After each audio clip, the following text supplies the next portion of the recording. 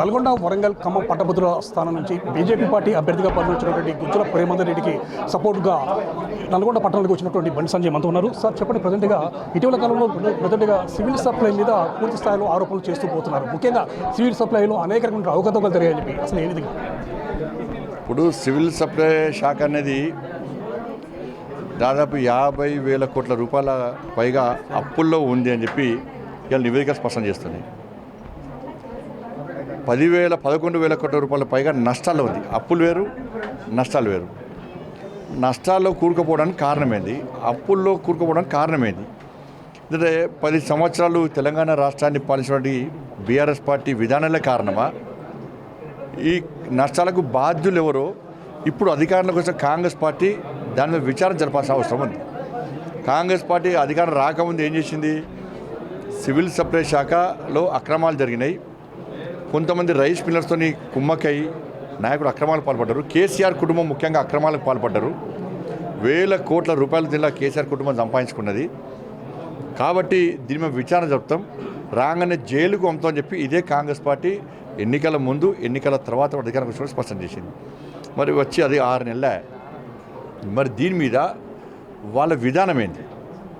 ఇలా ఎక్కడ విచారణ జరిపారు? ఈ నష్టానికి, ఈ అప్పులకు కారకులు ఎవరు? మీ నష్టాలు ఎందుకు జరగాలి?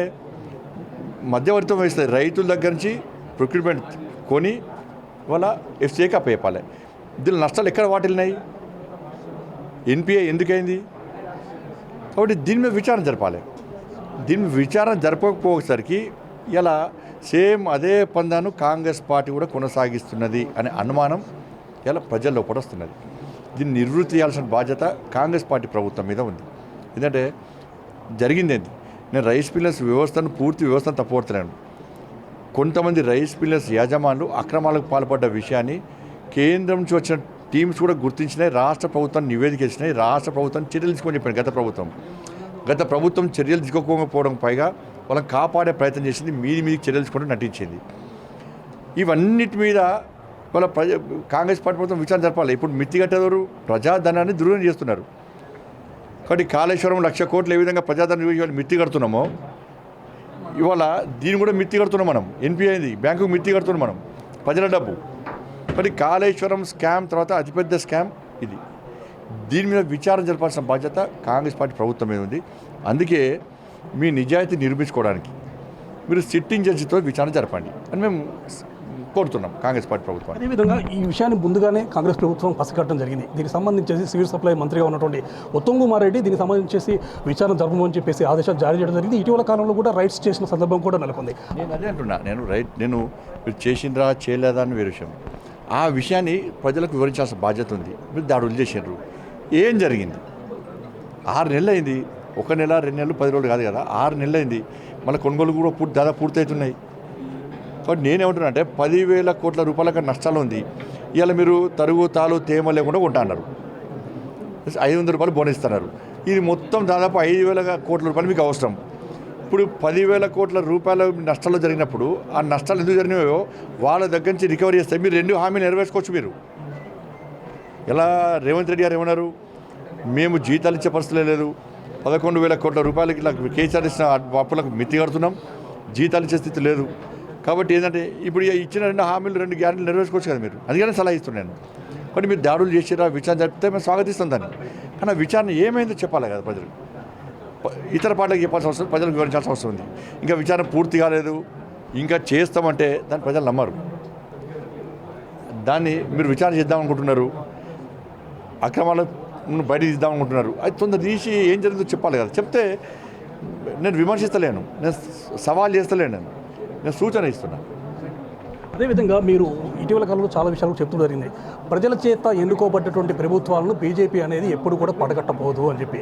కానీ ఇటీవల కాలంలో మీ పార్టీకి సంబంధించిన నాయకులు, ముఖ్యంగా అధ్యక్షుడు కానీ, అదేవిధంగా అసెంబ్లీకి సంబంధించి ఉన్నటువంటి మీ పార్టీ నేత కానీ 25 మంది మాకు సభ్యులు టచ్లో ఉండడం జరిగింది. త్వరలో కాంగ్రెస్ ప్రభుత్వం కూలబోతుంది అని చెప్పి వ్యాఖ్యలు చేస్తున్నారు. దీని విధంగా కూలబోతుందని కిషన్ రెడ్డి గారు ఇంతవరకు ఎక్కడ వ్యాఖ్యానించారు.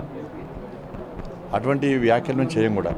ఆయన కాంగ్రెస్ పార్టీ ఇంకోళ్ళకి కూల్చే అవకాశం ఏది? అటువంటి అవకాశం ఇంకోళ్ళకి ఏది? కాబట్టి కూల్చేటువంటి పార్టీ అది. ఈ కాంగ్రెస్ పార్టీ ప్రజల చేత ఎన్నుకోవటం ప్రభుత్వం. సరే 6 గ్యారెంటీలు ఇస్తా అని చెప్పి మోసం చేసిందా, తప్పుడు హామీలు ఇచ్చిందా అది వేరే విషయం. అయినప్పుడు కూడా ప్రజలు నమ్మి ఓటేసారు కాబట్టి నమ్మక ద్రోహాన్ని పాల్పడుతున్న ప్రభుత్వం అయినప్పుడు కూడా ఇలా 5 సంవత్సరాలు నిర్విఘ్నంగా ఉండాలని మాత్రమే భారతీయ జనతా పార్టీ కోరుకుంటుంది. తెలంగాణ రాష్ట్రానికి సంబంధించి డబుల్ డిజిట్స్ మీద మీరు కన్వేయడం జరిగింది. అదేవిధంగా ప్రజెంట్గా జరుగుతున్నటువంటి ఉప ఎన్నిక ఎమ్మెల్సీకి సంబంధించేసి సో దీంట్లో కూడా ఫలితం ఏ విధంగా ఉండబోతుంది భావిస్తుంది? తప్పకుండా మొన్న పార్లమెంట్ ఎన్నికల్లో నరేంద్ర మోడీ గారి నాయకత్వం నమ్మి నరేంద్ర మోడీ గారిని తిరిగి ప్రధానమంత్రి చేయాలని చెప్పి ఆలోచనతో ప్రజలు ఏ విధంగా భారతీయ జనతా పార్టీకి ఓట్లేసారో తప్పకుండా తెలంగాణ రాష్ట్రంలో మెజార్టీ స్థానాల్లో భారతీయ జనతా పార్టీ గెలుచుకోబోతున్నది. అదే వాతావరణం ఇంకా తెలంగాణ రాష్ట్రంలో ఉంది కాబట్టి ఈ శాసన మండలి ఎన్నికలు కూడా భారతీయ జనతా పార్టీ అభ్యర్థిగా పోటీ చేస్తున్న ప్రేమేందర్ రెడ్డి గారు కూడా ఎమ్మెల్సీగా భారీ మెజార్టీతో గెలుస్తున్న నమ్మకం విశ్వాసం ఉంది. వాతావరణం కూడా అదే విధంగా ఉంది. మొత్తానికి బీజేపీ పార్టీ పట్ల మాత్రము తెలంగాణ రాష్ట్ర ప్రజలు విశ్వాసం వ్యక్తం చేస్తున్నారు. జరిగినటువంటి పార్లమెంట్ ఎన్నికలకు సంబంధించి కూడా పెద్ద స్థానంలో ఎక్కువ స్థానంలో గెలుచుకోబోతున్నాము. అదేవిధంగా ఎమ్మెల్సీకి సంబంధించి జరుగుతున్న ఉప ఎన్నికలు కూడా విజయం సాధించబోతున్నాము. ముఖ్యంగా తెలంగాణ రాష్ట్రానికి సంబంధించి పెద్ద స్కామ్గా ఉన్నటువంటి ఈ సివిల్ సప్లై సంబంధించిన స్కామ్పై మాత్రం ప్రభుత్వం దృష్టి సారించాలి. దాని వెనుక ఎవరున్నా సరే వాళ్ళు వెలుగులోకి తీసుకుని రావాలి. దీనిపై అవసరం సిట్టింగ్ జడ్జి విచారణ జరిపించాలని చెప్పేసి కూడా బండి సంజయ్ డిమాండ్ చేసిన పరిస్థితి ఉండడం జరిగింది. నల్గొండ నుండి కెమెరా రైతు పుల్లారావు, బిగ్ టీవీ.